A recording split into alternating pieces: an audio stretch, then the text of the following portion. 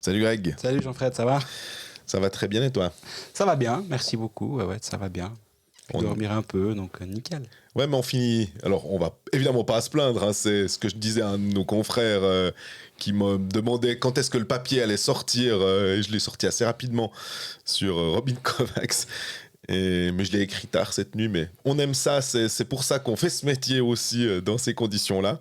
En parlant aussi des remerciements qu'on a à faire lors du match de jeudi.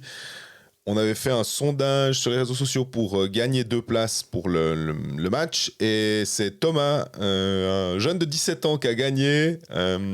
Il avait demandé si on peut lui faire une petite dédicace. Alors, évidemment qu'on peut lui faire une petite dédicace. On a discuté avec lui. C'était très intéressant d'échanger. Il n'y a pas que lui avec qui on a échangé, d'autres personnes.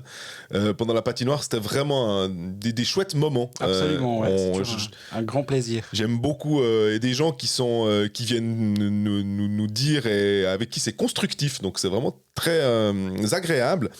Des remerciements aussi pour des gens qui nous soutiennent. Christian, Ouman, Alexandre, Fred. Merci beaucoup à vous. Et puis, je crois qu'on a terminé cette partie. C'est la fin de saison. Ah non, on a terminé cette partie remerciements. On peut commencer à parler de hockey sur glace. Exactement. Ouais. Après 2 matchs, on avait dit qu'on voulait pas revenir après un seul, que ça avait moins d'intérêt. On peut avoir une image un petit peu plus claire après 2 parties. On a finalement un Lausanne qui domine ces 2 matchs.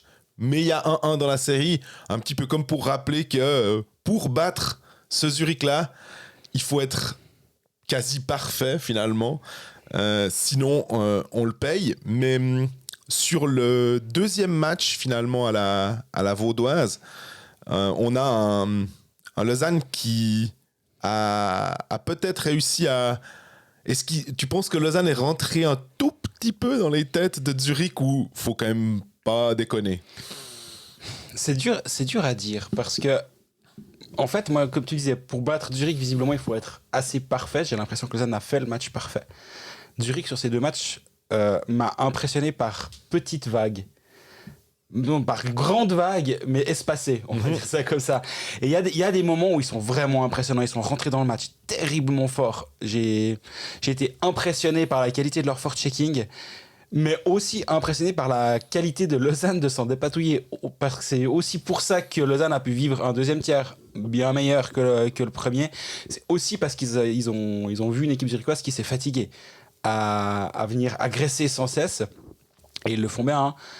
Mais quand tu n'as peut-être pas les bénéfices de tes efforts, c'est peut-être un peu plus difficile. On en parlait dans la série Lausanne-Fribourg aussi, justement, que si le forechecking lausannois, les soirs où il n'avait pas été récompensé, c'était aussi un petit peu plus dur de continuer sur ce même rythme. C'est quasi impossible d'ailleurs de jouer 60 minutes comme Zurich l'a fait sur le premier quart d'heure. Mais moi, ce que j'aime bien, c'est qu'il y a dans les 2 matchs, je trouve qu'il y a un moment qui tourne le match, si on veut bien, c'est le 0-1. Après le 0-1 de Lausanne à Zurich, il y a un poteau de Ria. S'il y a 0-2, tu peux te dire que ça peut aller un bout. Ouais. Et à 1-1, il y a le poteau de Weber. Et là aussi, je trouve que le match a changé à ce moment-là. Et Lausanne, derrière, a été meilleur. C'est assez étonnant de voir justement ces fluctuations. On parle de momentum. Je sais pas, là, c'est pas une question de momentum, c'est aussi une question de... Les petits détails, chaque fois dont on nous parle, ça en fait partie. C'est le poteau extérieur, aussi, poteau intérieur. Chance, réussite, on appelle ça comme on veut. Mais là, si le but de Ria, si le tir de Ria fait mouche, tu sais pas ce qui se passe. Si celui de Weber fait mouche, tu sais pas ce qui se passe. Mais je trouve que c'est marrant comme à chaque fois dans les 2 matchs, on a un de ces changements assez radical dans la physionomie du match. Et derrière le poteau de Ria, après Zurich, avait fait sa grosse pression. Et Lausanne avait pas pu revenir. Et là, à l'inverse, justement, après le poteau de Weber, Lausanne a vraiment été très solide.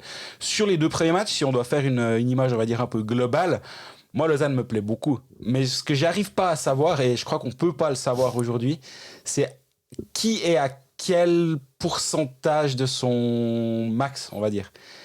Est-ce que Lausanne est à 100% et Zurich à 10%? Évidemment, non, j'exagère. Mais qui en a encore sous la pédale? Qui peut encore augmenter d'un niveau? Et est-ce que Zurich le peut? C'est quand même vers eux qu'on se tournerait en se disant ça, en se disant Lausanne a fait tout ce qu'il faut parfaitement. Zurich pas. Est-ce que Zurich va être capable? Si Zurich le fait pas, est-ce que c'est juste parce qu'ils sont mauvais à l'exécution? Ce que je pense pas. Ou est-ce qu'ils sont emmerdés par Lausanne? Ouais. Je pense un peu plus, parce que le nombre de petites imprécisions zurichoises sur ce deuxième match, c'est pas que de leur faute, disons. Lausanne fait quelque chose de très juste aussi pour les embêter à ce point à la relance. On s'attendait à avoir un Lettonen quand même un peu plus dominant que ce qu'on a vu jusqu'à présent. Il se fait punaiser juste avant l'ouverture du score de Raffel. Je me suis posé la question sur le moment où on en était avec cette charge. Limite, disons. Et Raffel joue à la limite. On en parlera sûrement un tout petit peu plus tard de Raffel. Derrière, il joue à la limite. Ça passe. Et goal derrière. Lettonen, il a dû partir au vestiaire. Difficile à dire si c'est grave ou pas grave. Zurich a un deuxième étranger défenseur, Scott Harrington, si jamais. Un bonhomme habitué à jouer en NHL, un autre style, mais en même temps, Lettonen ne fait pas la différence. Donc, c'est pas. Je ne souhaite pas une blessure à Mikko Lettonen, mais même si il n'est pas blessé et puis que Crawford dit non, on change quelque chose, ça pourrait venir là. Ça pourrait aussi être Freuden, qu'on n'a toujours pas vu depuis le début de la série. Ouais. Et pourtant, c'est drôle parce que sur ce match-là, c'est lui qui a les expected les plus grands. Mais je trouve que, alors, typiquement, quand on regarde sur un match comme ça, on voit ses stats avancées et on regarde simplement bêtement le match et on n'a pas l'impression qu'il pèse sur la partie. Moi, c'est là, non. En fait, ce que tu dis comme statistique, c'est quand il est sur la glace, il y a plus expected goals, mais il est sur la glace avec un Derek Grant. Ouais. Et avec Hollenstein, lui, moi, j'ai l'impression qu'il amène pas grand-chose à cette ligne. Et oui, c'est un des joueurs les plus... Quand il est sur la glace, il se passe de bonnes choses, mais c'est parce que Grant est là à côté de lui. Et je trouve qu'il le complémente pas terriblement bien, en tout cas sur ce début de série. Maintenant, on a vu que 2 matchs.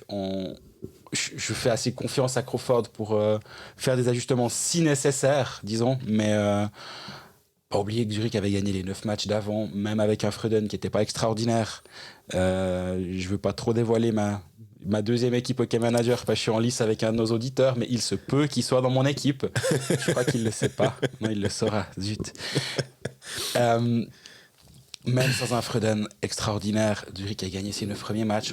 C'était un rouleau compresseur. C'est pas parce qu'ils se sont fait brasser à Lausanne un jeudi soir qu'il faut tout remettre en question, j'imagine, du côté zurichois. Par contre, ta question initiale sur est-ce que Lausanne est entrée dans la tête de Zurich, oui, et c'est assez rigolo, ça fait écho avec le petit débat qu'on a chaque jour avec chaque jour de match avec Stéphane Roth, où lui me disait ça justement, que c'était son avis, et c'était sur est-ce que Raffel est rentré dans la tête des Zurichois. C'était son point de vue. Non, c'est pas vrai, je reviens à non. Que Grant est rentré dans la tête des Lausannois, c'était sa thèse, peut-être, mais je pense que jeudi, il y a eu l'inverse aussi qui s'est passé. Et je te propose qu'on fasse une petite pause, puis on parle un peu plus de Raffel.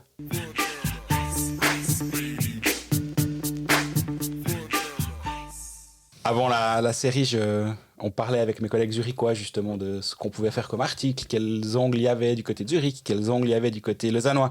Puis moi, je leur dis... Moi, avant la série, je veux faire un sujet autour de Michael Raffel, parce que je suis sûr que ce sera une figure de cette finale. Et j'ai parlé à Mark Streit, j'ai parlé à Bader, le sélectionneur autrichien, oui. Roger Bader. Et je leur ai donné le sujet. Je dis, voilà, si vous voulez le traduire, pas de problème, vous pouvez le faire. Puis ils n'ont pas eu le temps de le passer avant. Puis ils m'ont dit, ouais, mais je suis sûr que ça vaudra encore la peine un peu plus tard dans la série. Ce sera peut-être même un meilleur moment encore. J'ai dit, vous avez raison.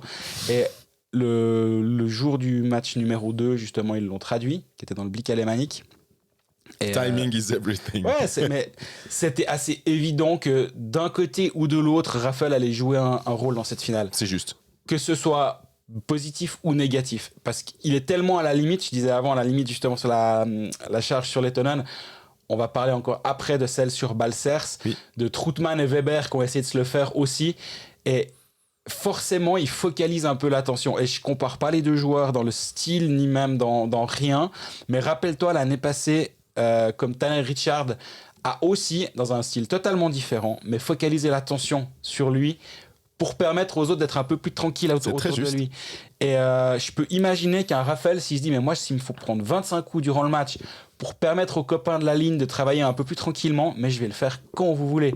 Et c'est là où il est important, et c'est là où justement ça va être intéressant de voir, parce que si tu regardes le premier tiers, c'était ultra dur. J'avais l'impression qu'à chaque shift, il y avait un coup bas dans un coin de la patinoire, et tu te dis, mais il va dégénérer ce match. Tiers numéro 2, stop. Et j'ai été assez impressionné de voir comment ça a switché durant la première pause, où j'imagine que les entraîneurs ils sont aussi là pour quelque chose, même si c'est d'expérience et les entraîneurs à qui je parle, ils me disent mais c'est terriblement dur de changer l'état d'esprit d'une équipe en cours de match. C'est pas parce que tu vas leur taper sur l'épaule au tiers en disant bon maintenant on se calme un peu. Non, les gars ils sont dans un état d'esprit et ils sont dans l'adrénaline. Exactement, et c'est pas évident justement de changer ton équipe. D'un match sur l'autre, oui, mais d'un tiers à l'autre c'est plus compliqué. Et là je trouve que des deux côtés, ça c'est assez bien fait parce que je pense que les deux équipes n'avaient rien à gagner à continuer dans cette intensité physique. Du gruyère européen. Voilà, pour paraphraser les pécalistes. Ils n'avaient aucun intérêt à continuer, surtout qu'à un moment, ça peut déraper. Et Raffel tape Balcers en milieu de glace. Sur la glace, ils donnent 5 minutes. Ça ne veut pas dire qu'ils estimaient qu'il y avait 5 matchs. Ils se sont juste dit... On va voir. Il y a 2 angles où je me dis, OK, tu peux aller te doucher. Parce qu'il y a la tête part en premier. Tu vois clairement la tête bouger. Et il y a un dernier angle, et je ne sais pas si c'est celui qui a fait la différence depuis l'autre côté, où tu vois quand même que le contact, il a l'air d'être à un autre endroit. Et que la tête, elle bouge parce que... Exactement. Mais sans ce dernier angle, pour moi, il doit aller se doucher. Mais avec ce dernier-là, je pense que le bénéfice du doute doit être accordé. Est-ce que les autres gueulaient sur le banc zurichois? Il me semblait pas avoir... mais à part ça, Zurich est assez... classe dans le sens où tu le disais, Weber, Troutman, il met une boîte à Raffel au premier match et Raffel se relève et ouais, c'est normal. Tu disais aussi, les gars, je vais prendre des coups, il y a pas de problème. J'en donne, je suis prêt à en recevoir. Et c'est clair que Lettonen Balcers, c'est pas Sigrist et Sheppy. C'est des joueurs qui sont un tout petit peu plus importants aussi dans le jeu. Je dis pas que Raffel va essayer d'éliminer les bons joueurs adverses, parce que si Lausanne n'a plus Raffel, ils perdent un sacré moteur dans leur équipe. Donc c'est pas ça. Mais par contre, c'est clair que ils vont au charbon, ces gars. Et là. Il incarne aussi ce Lausanne, ça fait depuis quoi, il joue depuis le mois de janvier, il rejoue. On l'avait un petit peu thématisé au mois de janvier, on disait que Lausanne jouait mieux et Lausanne avait ce 5% de plus de dureté en fait dans les bandes et il incarnait ça et il continue à le faire en play-off. Rappelle-toi, on l'a aussi déjà un peu dit, mais c'est normal qu'on redit des choses, mais avant la saison et même avant la saison précédente, on nous disait à quel point il était important dans le vestiaire, Michael Raffel, que c'était un leader, que c'était pas un hasard s'il l'avait mis capitaine, puis nous on était là, on veut bien vous croire, mais qui nous montre quelque chose sur la glace, parce que jusqu'à présent, tout ce qu'on sait, c'est que c'est un ancien de NHL, qu'on voit de temps en temps au championnat du monde, mais on va pas se mentir, si la Suisse joue pas l'Autriche, nous on voit pas vraiment l'Autriche, et la Suisse joue rarement l'Autriche. Ouais. Et lui, il n'y vient pas chaque année, donc oui, ces joueurs de NHL qui débarquent ici peuvent avoir un impact, et tu regardes les joueurs qui ont touché à la NHL, on en parlait après le match hier avec... C'était Jean-Philippe ? C'était Jean-Philippe de MySports. Tu vois tout de suite qu'il y a quelque chose de plus. C'est clair. Par contre... Un profil comme un Michael Raffel, tu pourras pas le comparer à un Malgin qui a aussi joué en NHL, mais c'est totalement autre chose. Lui, il amène une autre facette de la NHL. Et Roger Bader me disait justement concernant Michael Raffel, il dit quand il a signé en Suisse, je savais pas s'il allait réussir. Parce que justement, son style de jeu peut fonctionner si on sait en faire quelque chose. Si on prend Michael Raffel et on le met ailier de première ligne, puis s'il est en dessous de 0,9 points par match sur toute la saison, on gueule. Raffel, il est pas bon, il est pas si... il a passé 50 points dans la... Peut-être qu'il les ferait, j'en sais rien. Ouais. Mais c'est pas ça qui t'apporte. Et je dirais même, ce qu'il fait en saison régulière, il est là, il fait ses tours, il fait des machins. Mais en fait, c'est là où il justifie sa présence dans une équipe, c'est en ce moment, et il le justifie pleinement. Et Bader me disait, oui, quand je le vois jouer maintenant, je je vois aussi à quel point il est bien utilisé. Et on en parlait hier en zone mixte. Il y avait Régis Fuchs qui était présent pour faire un sujet visiblement avec la RTS, si j'ai bien compris ce qui est en train de se tramer, sans vouloir faire de spoiler. Mais en même temps, il y avait une caméra braquée sur Régis Fuchs dans les tribunes aussi. Oui. Donc, c'est pas un grand spoiler. Plaisir de voir Régis Fuchs d'ailleurs au passage. Tout à fait. Personne que j'aime beaucoup. Et il disait, en fait, dans cette équipe, lui avait cette impression, et je la partage, que chacun a son rôle. Et chacun l'accepte aussi. Après, c'est plus facile d'accepter son rôle quand tout va bien, quand tu arrives en finale. Si tu as quelqu'un qui n'est pas content d'être ailier de 4e bloc, en finale, il va juste se taire, en fait, parce que... voilà. Il joue une finale. Et t'es en finale, donc l'enjeu prend le pas sur les égos. Mais pour arriver à ce niveau d'enjeu, il a fallu qu'en amont, les égos soient bien managés. Et c'est toujours la même chose. Quand un entraîneur est en place, on n'entendra jamais du mal de lui. Même en off, sauf quand c'est Matiken. c'est un cas très rare à Vienne. Mais sinon, c'est tout le temps l'entraîneur, on n'en parle jamais en mal. Par contre, c'est le degré de à quel point on t'en parle en bien que je trouve intéressant quand tu veux voir l'impact d'un coach. Et à quel point, sans qu'on parle du coach, les joueurs en parlent spontanément. Et moi, j'aime beaucoup ça à Lausanne. Tu peux parler de la pluie et du beau temps en interview avec un joueur, il va vite te dire depuis que Jeff Ward est là, c'est quand même bien mieux, ça se passe vraiment bien, on l'aime bien. Peut-être maintenant on est en train de parler de la météo là. Pourquoi tu parles de Jeff Ward, il est super. Et je trouve que c'est assez révélateur, j'exagère évidemment, mais je trouve que c'est assez révélateur de l'impact de ce coach sur cette équipe lausannoise. Parce que on se disait coach Crawford, coach NHL, il n'y a pas de problème, il a gagné une Stanley. Alors tu me diras maintenant, ça fait 28 ans à peu près, c'était en 96. Et on se demandait, Jeff Ward, coach NHL, alors on notait aussi, oui, assistant. Parce que certes, il a une Stanley, mais en tant qu'assistant. Mais après, il a été gagné en Allemagne. Donc, il connaît le hockey européen, qui est un petit peu différent. Il amène sa touche, on va dire, NHL. Et il matche bien ses lignes. Enfin, il y a tout un processus. Il y a aussi Bartalis, je crois que c'est ton collègue Mathias qui a fait un article sur lui aussi pour dire qu'il faisait sa 3e finale en 4 saisons. Je ne sais plus si je dis juste. Cristobal Huet pour les gardiens. Enfin, Anderson, tu as fait le sujet entre Anderson et Huet.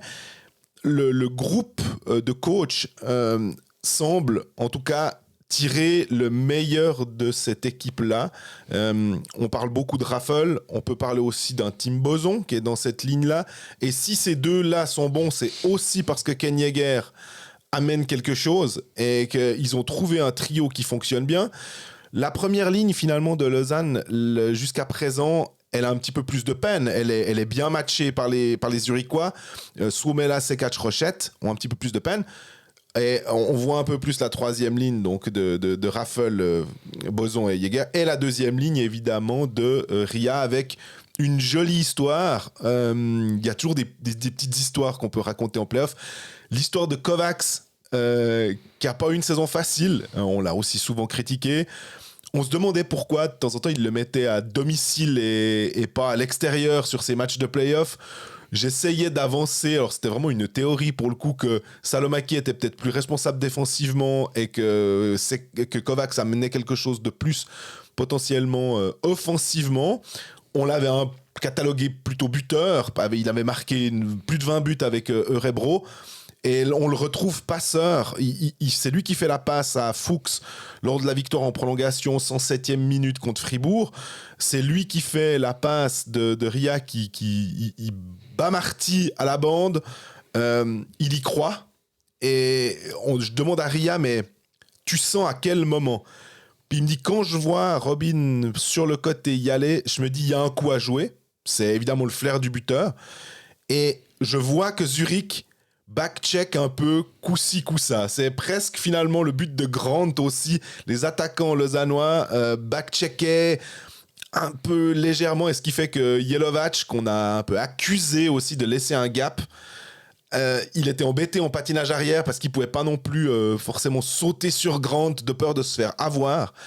Et là, les Zurichois se sont fait avoir. La passe de Kovacs, elle est parfaite.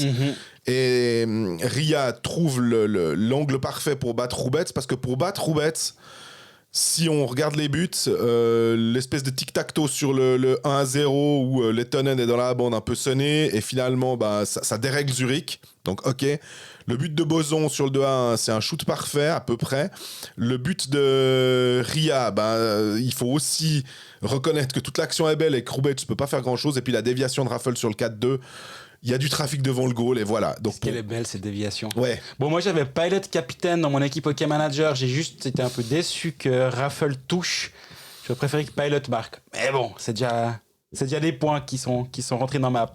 Par ça, cette déviation elle est incroyable. Ouais. Tu vois juste depuis le dos de Pilot, la caméra dans le dos de Pilot, tu vois la canne qui vient juste pile au bon moment. Mais aussi le sens de mettre le puck au bon endroit, il est assez impressionnant. Et globalement, on t'en a parlé juste avant. Prochain match, faites un petit effort si c'est pas déjà fait, de juste regarder le back-check de Grant. Et il faut, je pense que tous les étrangers qui viennent en Suisse devraient se dire, ok, d'abord on va faire comme Grant, on va d'abord bien back-checker tous. Hein, on va faire nos arabesques un moment plus tard, mais d'abord on va faire ça. Et il y a une action où il va perdre le puck en zone offensive, il revient, c'est lui le premier à venir défendre, c'est lui le premier à venir back-checker et c'est lui qui dévie le puck alors qu'il y avait une grosse action pour Lausanne. Et ce joueur, il est chiant, mais dans l'excellent sens du terme, et on peut dire exactement la même chose pour Raffel, même si c'est des styles différents, même si Grant, tu dois en attendre un peu plus offensivement que Raffel peut-être, il a aussi un rôle un peu plus important. Mais ça reste le même genre de joueur. Est-ce que c'est un hasard que les deux viennent de... Certes, Raffel est autrichien, mais si on nous avait dit que Raffel s'appelait John Smith et était canadien, avec ce qu'il fait sur la glace, tu dis totalement d'accord, il est évidemment canadien, ce type. C'est tout à fait juste. Mais on avait aussi émis le fait que sur le premier match, tu avais dit, je crois, ou est-ce que tu l'as écrit, ou tu m'excuses si je me trompe, mais Andrighetto et Malguin vont pas rater des 2 contre 1 comme ça tout le temps. Et je dois dire que quand Malguin passe pour Andrighetto qui trouve un tir parfait pour le 1-0 et que Malguin fait une passe à travers la boîte lausannoise, elle est juste soulevée comme il faut, Andrighetto reprend direct. Peut-être que Hughes, il est peut-être un petit peu pour lui, mais le déplacement latéral doit se faire tellement vite parce que la passe vient tellement vite que c'est difficile de l'incriminer sur ce coup-là. Mais quand ces deux-là se mettent en branle, on disait que c'était vraiment la valeur des étrangers. C'est clair que ces artistes-là, quand ils arrivent à trouver la faille, ça fait mal du côté zurichois. Maintenant, peut-être qu'ils devront encore hausser leur niveau pour le 3e match à Zurich. C'est Régis Fuchs qui disait sur le plateau des Puckalistes, enfin sur la glace plutôt que le plateau, que maintenant c'était un best of 5. Et pour Zurich, finalement, c'est toujours, en tout cas, au pire, 3 matchs à la maison, je veux dire, si ça va en 7 finalement. Et que c'est quand même toujours eux qui tiennent les clés de cette série. La donne n'a pas changé. Lausanne avait 4 chances pour aller en gagner 1 à Zurich. Et ils ont plus que 3 chances pour aller en gagner 1 à Zurich finalement. Exactement. On en parlait à la fin du match, mais c'est vraiment les mêmes... pas les mêmes platitudes, mais c'est quand même... On a parlé avec Raphaël, il disait... maintenant c'est un best of 5. C'est tout simple. C'est prochain match à Zurich. Et je pense que les quelques premières minutes vont être assez intéressantes à suivre. Justement, je pense que Zurich va vouloir imposer son jeu à la maison et directement mettre la tête sous l'eau aux Lausannois. Et je me réjouis de voir s'ils sont capables de faire le dos rond. En tout cas, défensivement, je les ai pas trouvés dans le dur. Je trouve globalement, ils sont bien en place. Lausanne, les tirs de Zurich, les chances zurichoises sont quand même assez bien contenues. Alors, certes, ils en ont eu quelques-unes, mais dès le poteau de Weber, juste après, ça a été assez bien éteint. Au passage, Yannick Weber. Extraordinaire depuis le début. Il est juste un tout petit peu limite sur le but de Boson. Ouais. Mais depuis le début de la série, c'est patron. Je trouve que il est quand même aussi... il est de 88, hein, donc c'est vraiment un vétéran. Et on voit pas son âge sur ce... Il est avec Koukan sur la glace. Au-delà de ça, parce que avant, pendant ses playoffs, il a été vraiment bon. À tel point que je me suis dit, est-ce que Patrick Fischer se dit bon, ok, j'ai peut-être besoin d'un gars un peu qui calme tout ça. Est-ce qu'il a encore assez dans le moteur pour encore aller faire un championnat du monde à haut niveau après cette finale? Ça, c'est la question à laquelle seul Fischer peut répondre, et Yannick Weber, s'il accepte une éventuelle invitation. Mais vraiment super solide. Et parce que c'est pas forcément de lui qu'on attend le plus avec Kukan, avec Lettonen. Gehring aussi, vraiment solide. Pour aller battre ce Zurich-là, il faut faire un match quasi parfait, quoi.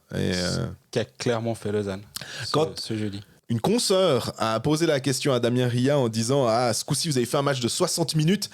Moi, j'étais un peu là. Les 5 premières minutes, et Ria a dit... Ouais, alors les 55 minutes qui ont suivi nos 5 premières minutes où on était la tête sous l'eau. Et j'ai souri parce que je me suis dit, ouais, je lui aurais posé la question de 55 minutes. Mais pour dire que Lausanne a vraiment répondu parce que c'était pas évident. Hein. Ils auraient tout à fait pu se dire... Vu ce que Zurich... En plus, il y a eu une pénalité qu'il fallait tuer. Donc, non, là, ils ont fait un match plein. On parle 2 minutes d'arbitrage, parce qu'on n'a encore pas parlé, ce qui est très bon signe. Mais du coup, parlons-en aussi, même si c'est très bon signe. Il y a 2 actions sur lesquelles j'aimerais revenir. C'est le 5 minutes contre Raphaël, on l'a rapidement évoqué avant. Ils vont voir la vidéo, ils décrètent que ça ne justifie pas une pénalité de match. Il est quand même pénalisé pour 2 minutes pour check contre la tête. Je suis allé me renseigner auprès d'Andreas Fischer, directeur des arbitres, si selon lui le processus décisionnel était correct. Selon lui, parfaitement correct. Que tu peux mettre 2 minutes pour charge contre la tête, c'est pas obligatoirement 5e match. Donc là, selon lui, c'était juste. L'autre chose, c'est la double pénalité de la 27e minute. Yannick Weber et Théo Rochette. Et Weber charge Rochette visiblement au corps. Ouais. Rochette se tient visiblement la tête et un soigneur a dû venir sur la glace, la sortie, chiffre d'après il était sur la glace. Moi je vais jamais critiquer un joueur qui a mal sur la glace, qu'on croit qu'il ait eu mal, très mal ou pas mal de l'extérieur, on est personne pour pouvoir juger ça. Donc ça je vais jamais critiquer ça, c'est juste le processus décisionnel sur lequel je veux bien revenir. C'est pas incompatible qu'il y ait une faute et une simulation. C'est pas parce qu'il y a eu une faute que derrière le joueur doit se laisser tomber comme un sac à patates et donc embellissement, qu'il embellisse la faute pour montrer à l'arbitre. Et t'as vu à quel point... et là, je parle pas de ce cas précis, c'est ce qui s'est passé hier. On a vu que Weber t'a chargé, qu'il y a une obstruction, sauf erreur. Ouais. On l'a vu, l'obstruction Gaillard. Par contre, derrière... on a aussi vu ce qui s'est passé. Et les deux sont pas incompatibles du tout. Et au contraire, moi, je trouve que il y a certains moves de joueurs qu'on aime bien voir. Moi, c'est un des moves d'arbitre que je préfère. C'est quand il dit « Non, mais oui, il y avait fraude, pas de problème. Tu sors, mais toi, on a aussi vu ce que tu as fait, tu sors aussi. » Et ce cas-là, je me demande. Mais le processus, c'est ce qui s'est passé est le suivant. Et moi, j'aime bien, je dois avouer, quand ça se passe comme ça. On n'a pas reçu de mail de la Ligue concernant une éventuelle amende. Du coup, si on estime que ça justifie une amende, ça peut arriver dans 4 jours. Hein, on se rappelle. Et on n'a pas reçu d'ouverture d'enquête. Pas d'ouverture d'enquête à 10h00, sauf si ça dormait du côté de Gladbrook dans les bureaux de la Ligue. Et en général, ça dort pas tant que ça quand il faut envoyer des mails avant 10h. Et ils peuvent avoir communiqué au club à 9h59 et envoyer le communiqué aux journalistes à 15h, ça change rien, hein, mais je pense vraiment qu'il y aura aucune suite sur le match de jeudi. Et je pense que le match de jeudi, comme le match de mardi d'ailleurs, a été très bien arbitré. Donc c'est pas quand ça va bien, faut aussi le dire, c'est pas ça, mais je trouve que ça méritait d'être mis en avant aussi aujourd'hui. Jouer sport, un jeu de la loterie romande. On passe au pari sportif. Évidemment, ce sera facile de deviner sur quel match on va parier pour ce il y aurait ce Suisse-France. Hein, on peut faire la défaite de la Suisse contre la France. Très juste. Je pense que la France sera à 1 contre 1, puis la Suisse à 15. Vu que la Suisse gagne plus. Et là, quand même, ce serait peut-être bien vu d'en signer une au moins. C'est juste pour Patrick Fischer, pour qu'il s'évite les sempiternelles remarques, même s'il a le cuir bien épais. Ça a déjà commencé. Hein. Absolument. Là, il y a Klaus Zaug qui a commencé à sortir l'artillerie lourde. Je peux te garantir qu'il va être attendu au tournant du côté de Prague, notre ami Patrick Fischer. Petite info au passage, vu que je suis sur le site de la Loro. La Suisse est favorite de ce match contre la France à 1,21 contre 1. Ouh, et la France est à combien? 7,30. Ah. Et le match nul est à 5,30. Juste comme ça, voilà, au passage. Mais non, on va pas parier sur ce match-là. Non, on va revenir sur on va parier sur le troisième match de la série. Juste la semaine dernière, pour moi, c'était presque l'année passée, je disais, parce que on avait parié sur le dernier match entre Fribourg et Lausanne. Tu avais mis Fribourg. La cote était à plus de 2 et j'avais tenté le plus de 5 buts et demi dans la rencontre en disant il y aura bien une fois où ça va un peu entre guillemets exploser. Le 4-2 fait que le pari est passé. Donc moi c'est comme les Zurich Lions, ma série s'est arrêtée. Alors à Zurich c'est à 9, moi c'est à 3, c'est pas la mais 3 de suite quand même, absolument. Je suis pas mécontent. Si on remet chaque fois le gain qu'on a fait en disant tiens on reparie et tout, je pense qu'on fait un petit gain quand même. Et terriblement difficile de parier sur ce Zurich-Lausanne acte 3. Je pense évidemment que les CDC sont favoris. Est-ce que la cote des CDC, si elle est sortie, est-ce qu'ils sont à moins de 2? Ils sont à 1,90 contre 1. Mm-hmm. Le match nul est à 3,55 et Lausanne est à 3,05. On peut aussi parier le match, donc avec les prolongations. J'allais dire et tir au but, mais non, parce que là, on n'a pas les tirs au but. Mais vainqueur du match, peu importe les circonstances et la minute, Zurich à 1,52 et Lausanne à 2,20. Mais après, voilà, t'as d'autres options. Toi, t'aimes bien jouer les buts des fois, plus ou moins. Si tu veux plus de 4 buts et demi, c'est 1,77. Ouais. Moins de 4 buts et demi, c'est également 1,77. Et plus de 5,5, c'est à 2,45. Donc, moi, je m'amuserais pas à aller là. La question qu'on peut se poser, c'est est-ce que tout d'un coup, une fois, Zurich va faire un 5-2 comme ils l'ont fait 2 fois contre Zug? Et à ce moment-là, ils trouvent la clé. Si Lausanne, il y a un powerplay, ou en tout cas en box-play, ils n'arrivent pas à contenir l'avantage numérique zurichois, on a vu que ça pouvait faire mal. Donc là aussi, on peut imaginer tellement de choses. C'est vraiment... j'ai pas envie de dire que c'est un coin flip, mais... c'est difficile d'avoir une véritable idée de ce qui peut se passer. Donc même au niveau des buts, j'aurais plutôt tendance à me dire que ça va se jouer serré. Est-ce qu'on aurait droit à une prolongation? Le match nul. Ouais, 3,55. C'est toujours difficile. Je préfère, alors, plutôt que de miser le match nul, je préfère jouer la victoire totale d'un club. Ouais.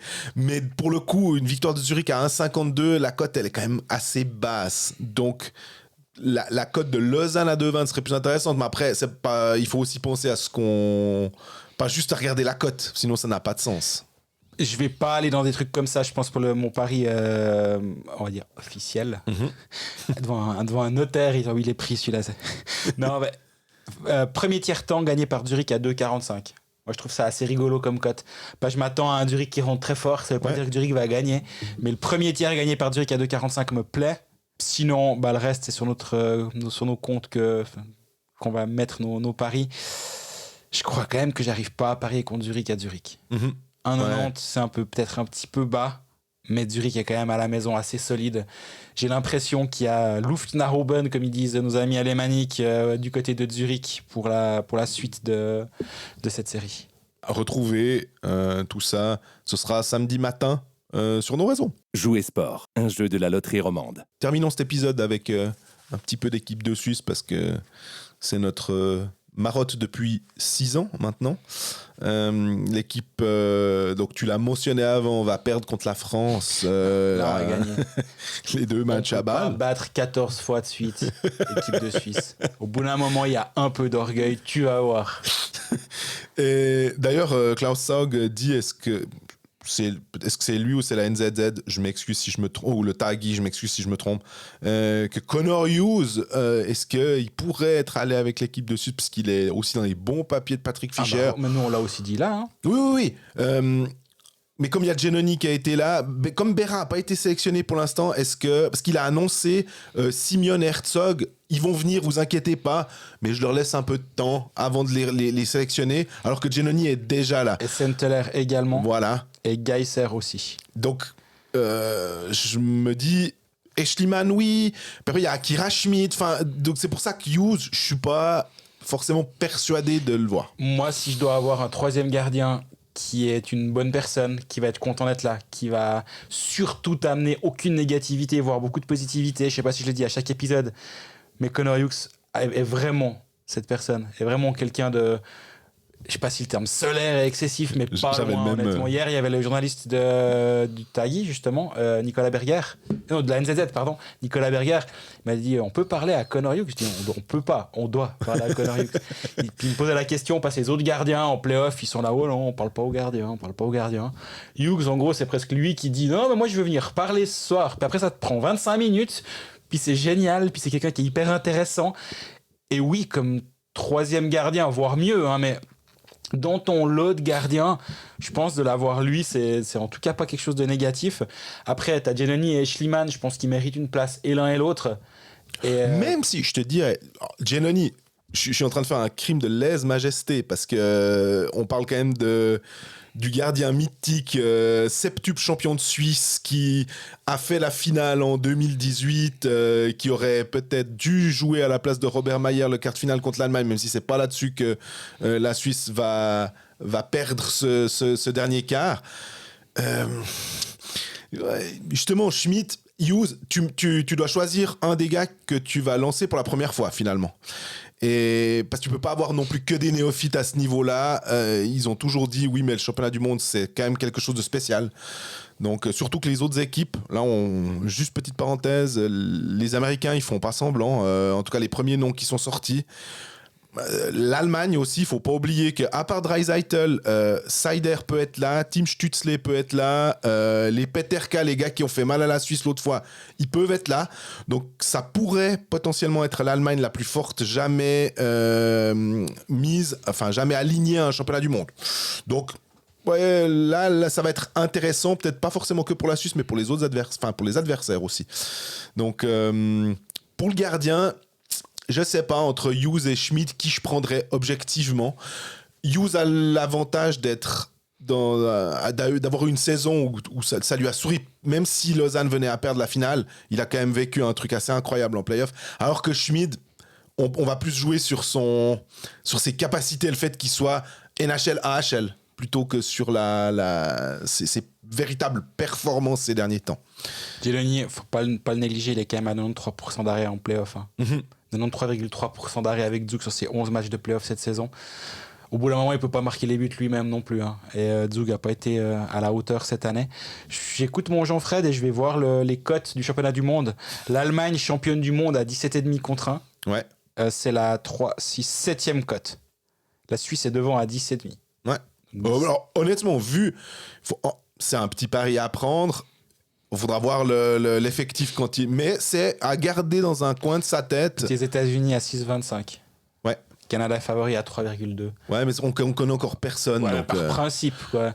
Parce qu'il y a ce côté, il faut le rappeler, Jeux Olympiques de Milan-Cortina en 2026 et que certains pourraient se mettre en valeur. J'ai quand même toujours de la peine de me dire que ils vont vraiment avoir besoin de regarder le championnat du monde 2024 pour se dire. Mais je pense que c'est plutôt une question de j'ai le terme en anglais de commitment, mais un engagement disant voilà, vous étiez là à cette époque-là. Merci, Ce que fait Patrick Fischer avec l'équipe de Suisse finalement. Absolument. Et en parlant de l'équipe de Suisse, c'est vrai qu'on parle beaucoup des autres. Pour les joueurs de NHL, tu disais alors Nico Hischier, vraisemblablement pas trop de soucis. Timo Meyer, c'était il y a des voix qui disent, enfin c'est lui-même, hein, qu'il a été blessé 2 fois, il doit voir avec les médecins, savoir si oui ou si non. Siegenthaler, on sait pas trop non plus, mais je l'imagine plutôt être partant. Maintenant, Siegenthaler, c'est pas un joueur de powerplay non plus, hein, donc je pense qu'il peut le faire si on lui demande, parce que voilà, mais c'est pas forcément là qu'on l'attend. Et Kourachev, je crois qu'il n'y avait pas il n'y a pas eu plus que ça d'infos. Pas pour le moment, non. Mais il fait une saison vraiment magnifique. Tu le disais aussi l'autre fois. Et avec Bédard, mais même sans Bédard, je trouve qu'il a su aussi se faire sa place. Absolument.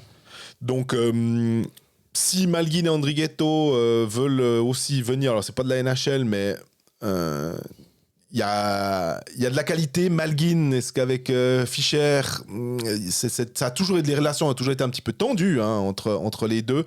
On se souvient de son championnat du monde en 2022 où il était étincelant. C'était un petit peu plus compliqué l'année passée. Donc là aussi, et puis sinon après, faut attendre le premier tour des playoffs. Visiblement, comme les playoffs de NHL commencent plus tard que l'année passée.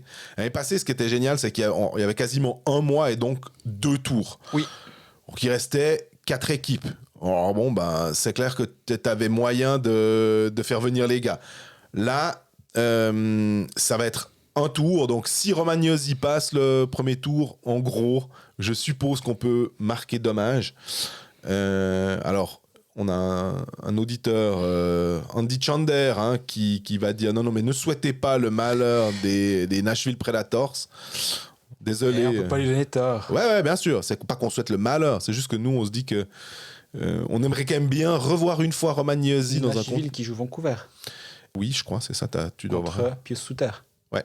Il se veut dire qu'il y en aura un des deux qui sera pas là. C'est là où je vois, ou qui sera là. Ouais. Exactement.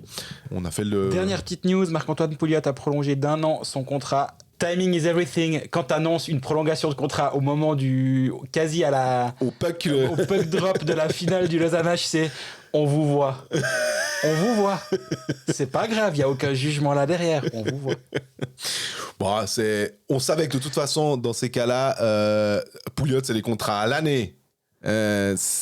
S'il décide de jouer, de continuer à jouer, il va pas avoir un contrat de 2 ans. Non.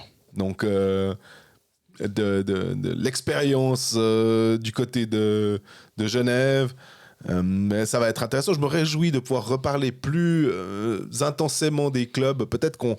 déjà, on fera sans doute un épisode, pas un recap, mais au début de saison, tu avais fait qu'est-ce qui est le plus probable. Oui. Et forcément, il faut qu'on soit logique et qu'on vienne confronter ce qu'on disait à l'époque avec voir à quel point on s'est planté ou si on avait eu fin pif. Sûrement pas.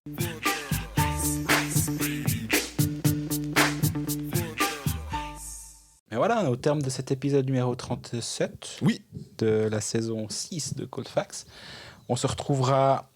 On n'a pas encore décidé. J'ai envie de dire, ça dépend. Ça dépend, mais on se retrouve la semaine prochaine. Ça, oui, ça c'est assez sûr. Mercredi, c'est assez probable, mais le meilleur moyen de le savoir, c'est de nous suivre sur les réseaux sociaux. J'ai envie de croire que ça va être mercredi après le match à Lausanne, le match numéro 4. Ça permettra justement d'y voir un petit peu plus clair, du moins on imagine, ou pas, parce qu'il y a 2-2, on n'y aura pas grand-chose plus clair. Mais on pourra faire 2-3 théories de plus. Lundi, on n'aura qu'un match entre deux. Je doute qu'on ait des choses à dire. Mais... laissons-nous surprendre. D'ici là, n'hésitez pas à nous poser toutes vos questions sur les réseaux sociaux. On est disponible pour y répondre. On essaie d'en prendre les épisodes quand ça s'y prête. Des fois, vous nous envoyez des questions qu'on ne les prend pas nommément, mais ça fait partie de notre théorie. Donc, on se dit, ce point-là a été couvert, donc on ne la cite pas, mais on les voit. Et sinon, profitez de cette finale. Et à la semaine prochaine. À bientôt.